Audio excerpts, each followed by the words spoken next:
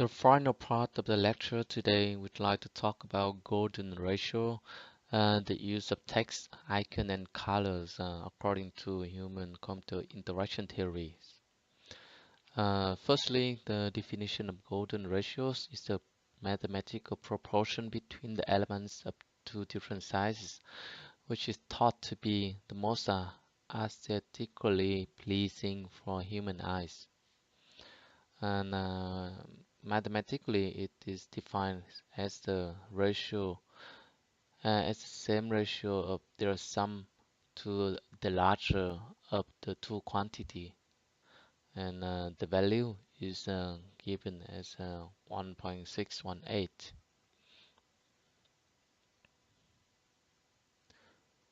And this is often illustrated with the seashell-shaped spirals, which you could have probably seen on the internet. The golden ratios has been claimed to have held a special fascination for at least 2,400 years, although without reliable evidence. Leonardo da Vinci's Salvador Dali were known as the followers of the golden ratio theory, and they used it as a key tool for their amazing artworks. Today, the golden ratio is applied in various fields, such as architecture, art, photography, and design. The illustration for the use of golden ratios in architectures include the famous buildings that probably most of us have seen on TV or with their own eyes. The Pantheons in Athens, built in around 440 BC, appears to use the ratio in some aspects of its design to achieve beauty and balance in its design, as you see in the picture in the right hand side. And in the left hand side is a Notre Dame in Paris, which was built around 1200 AD, appears to use also the golden ratio proportions in a number of its key elements of design. Although it is rather asymmetrical in its design and difficult to measure photographically because of the parallax distortions, the golden ratio lines of the green, blues, and red rectangles conform closely to the major architectural lines, as you see that is marked in the picture in the left hand side. And golden ratios applies a lot in photography and artistics. The ratio scheme can help the professional photographers to crop image for actual use or for web design so that it could make sure the composition of the photo remains balanced. The user interface needs to have a clear visual presentation of its components so that people readers can use the product without problems. And here the web designers can learn about using golden proportions to organize or to design different elements of their website. And this can be done very early at the stage of wireframings or prototypes. In this way, a web designer can plan the structure for the layout, placing and sizing user interface elements according to the golden ratio. Web pages have a more classical and balanced appearance when the designer uses a golden ratio. These designs, as you see on in the pictures on the screen, just look right and unconsciously they are pleasing to the users. Images, blocks of text, size bars, buttons, and other elements can be nicely placed in a golden rectangles that form a perfect design. Visitors feel comfortable interacting with this website because the proportions are familiar to them from many works of art, classical buildings, and nature. We take a look at another example. of golden proportions in the National Geographic website. So the ratio is used to divide space between the main sections of the website and the sidebar. The principle is the same. The body is 1.618 times larger than the sidebar. So let's say we want to find the width of the main content and the sidebar columns. We would take the total width of the content area, for example, 900 pixels, and divide it by 1.62 roughly, and the result is 555.55 pixel.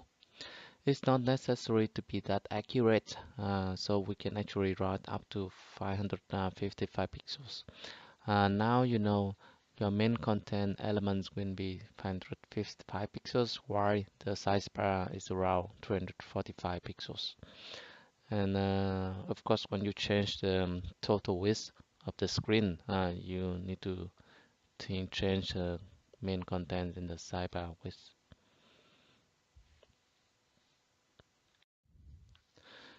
Text is an important component of a website, and therefore it has a large implication on the usability of the website. And below are several suggestions when you decide to use a certain font or text for your website. So firstly, the capital or uppercase letters are often more difficult to read than the lowercase letters. So if possible, just use a lowercase letter for paragraphs and even for the headings. Line length can improve the speed of readings. The preferred line length is between 75 to 100 characters. Next, the proportion of fonts is easier to read than the font with the fixed width. Fixed font is often used in IT and software programs to show the type data or code. The program is difficult to read use proportional fonts, but fixed fonts is easier to see code instruction. And the difference between the fonts between print pages and for screens that we also need to take care of. And there are certain special fonts can bring a special effect to get the attractions or impression from users, but they should be used with care, especially when not every computers are already installed the font you want to use. Text should be large enough for any users to read, especially for elders with weak eyesight. And we need to also think about using different size of text for mobile view, tablet view, and normal screen view.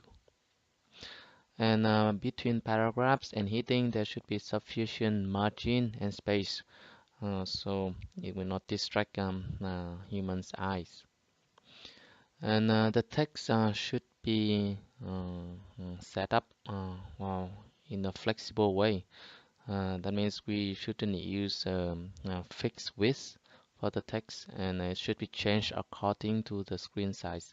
So the use of a relative size like M is a better idea than using the actual pixel. Icon design is the process of designing a graphical symbol that represents some real fantasy or attractive motif, entity, or actions, which is so-called icon. A good icon combines three characteristics. First is a low complexities using certain recognizable forms. Second is the artistic uniqueness, and third one is recognizability. And the icons is a culturally dependent artifact. It works well in a certain cultural context. So every icon will have their fundamental form. The form is the underlying structures of the icons and how it is made. The primary geometric shapes, such as a circle, square, or triangle, create a visually stable foundation for icon design. Look at the example as icons in the screen. The dog's head is made up of two triangles and two ellipses. Just as one would start a drawing by sketching the largest, simplest shapes and then refining towards greater and greater details. One would start an icon with the simplest shapes and then add more detail, but only as much detail as is needed to communicate the concept being represented, be it an object, idea, or action. Whether an icon works ultimately depends on how easily the readers or the viewers comprehends the object, ideas, or action it depicts. Recognizability refers not only to the comprehension of the objects, but also to the recognition of our unique icon set.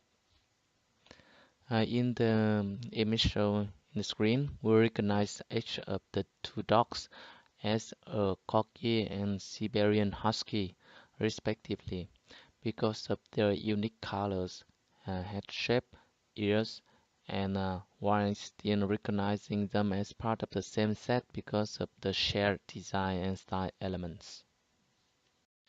And last but not least, we briefly talk about color theory and the application, the use of colors on web development. Colors can be as large as a cross by itself, and we do not aim to cover all of the information on the knowledge about color theory in this lecture. So to understand the potential of colors in interface, firstly we talk about some fundamental concepts about colors and color perception. The perceptually based models of colors are known as HSV, the short form where saturation and value, and HLS, where light and saturation.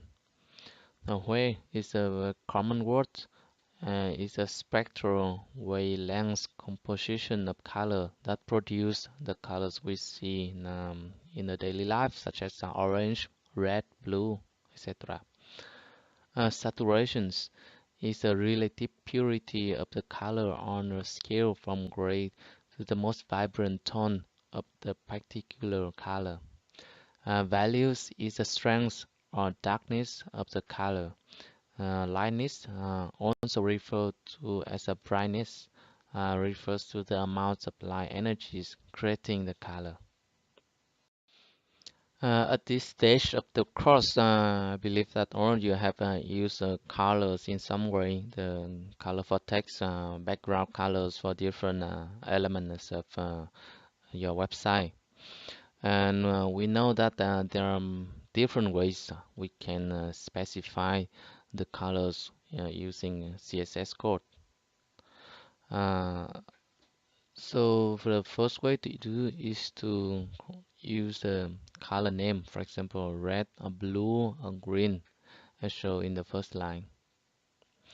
But we also can use the exactly number represented by 3 decimal numbers to show the intensity of red, green, and blue according to the RGB model. And the number can scale from 0 to 255. In our ordinary systems of using the numbers, the base is 10. That is, whenever we reach 10, we can add one more digit to the number. And we can say that the hexadecimal number system is our number would look like if we have like 16 fingers instead of 10. So the hexadecimal system uses 16 instead of 10, and the digits including from 0 to 9 and characters A, B, C, D, E, F. So for example, we can name a color like FFFF00, and every two digits represent for one basic color. So the first one is for the red, the two in the between in the middle represent for the green, and the two final represent for blue. Another concept for using color on per web is the transparency and representing by the attribute opacity. Alpha compositing is the process of combining an image with a background to create the appearance of the partial or full transparency, as you see in the overlap sections of different circles on the picture. The concept of alpha channel is quite simple. When using it, instead of writing the RGB regions, we can have the fault values, and which represent in a RGBA value, and the values can run from 0 to 1. In the opposite, we uh, can specify the opacity value. It also can run from 0 to 1, but it gives the opposite meaning to the alpha composition.